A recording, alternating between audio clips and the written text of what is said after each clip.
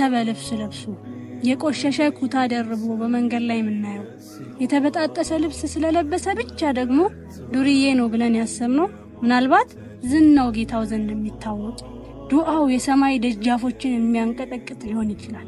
አላሁ አዕለሙ ቢማ ፊ ንፉሲሂም አላህ ነው በነፍሶቻቸው ውስጥ ያለውን ነገር የሚያውቀው። ማን ምን እንደደበቀ ልቦች ምን እንደሸሸጉ ነፍሶች ምን እንደሰወሩ የሚያውቀው አላህ ብቻ ነው።